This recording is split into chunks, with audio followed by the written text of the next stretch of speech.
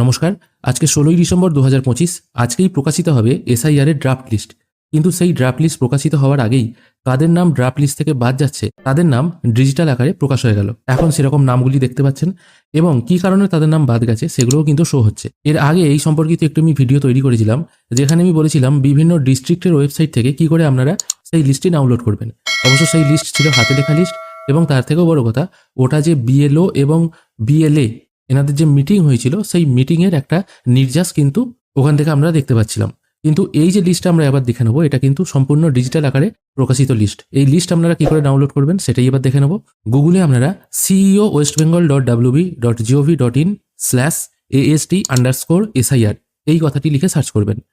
যদি লিখতে না পারেন সেক্ষেত্রে ডেসক্রিপশনে লিঙ্ক দেওয়া থাকবে, সেখানেও আপনারা ক্লিক করতে পারেন। দেখুন এখানে মেনশন করা আছে list of voters whose name were in West Bengal elector roll as of 2025 but not included the draft roll of SIR 2026। এখানে বলা হচ্ছে যাদের নাম 2025-এর ইলেক্টর রোলে আছে কিন্তু 2026-এর ড্রাফট রোলে তাদের নাম আসবে না, তাদের নামগুলো কিন্তু এখানে দেয়া হলো। এবার তার সাথে এটাও বলা হচ্ছে যদি আপনার মনে হয়ে থাকে আপনার এই লিস্টে নাম চলে গেছে কিন্তু আপনি জীবিত আছেন, আপনার এই লিস্টে নাম থাকার কথা নয়, কারণ এই লিস্টে শুধুমাত্র তাদেরই নাম বেরোবে এএসটি ভোটার মানে অ্যাবসেন্ট, শিফটেড আর ডেড।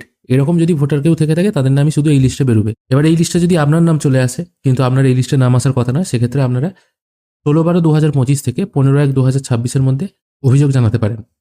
এবার আপনারা এই লিস্টটি ডাউনলোড করবেন কি করে? বাই ডিফল্ট এরকম পেজই চলে আসবে। এখান থেকে আপনাকে সবার আগে ডিস্ট্রিক্ট চুজ করে নিতে হবে। আপনার ডিস্ট্রিক্টটা কি আছে, আমি যে কোনো একটা চুজ করলাম।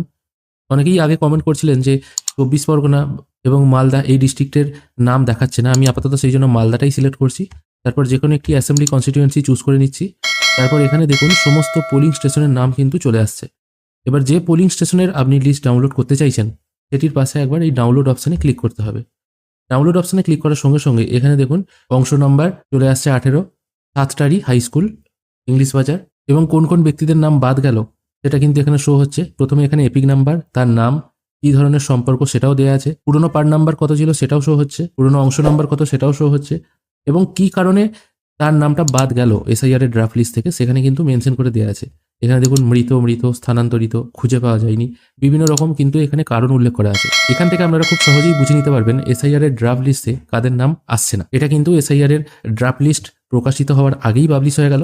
আজকে এসআইআর এর ড্রাফট লিস্ট পাবলিশ হবে, দেখা যাক কখন পাবলিশ হয়। আমরা সবসময়ই ওয়েবসাইটের দিকে নজর রাখছি। এখানেও দেখুন মেনশন করে দেওয়া আছে রাজনৈতিক দল কর্তৃক নিযুক্ত বুথ লেভেল এজেন্ট এবং গ্রাম পঞ্চায়েতের অন্যান্য জনপ্রতিনিধি এবং অন্যান্য আধিকারিকদের সহায়তায় বিএলওরা যাদের গণনা ফর্ম পাওয়া যায়নি সেই ভোটারদের নিম্নোক্ত তালিকা প্রস্তুত করেছেন।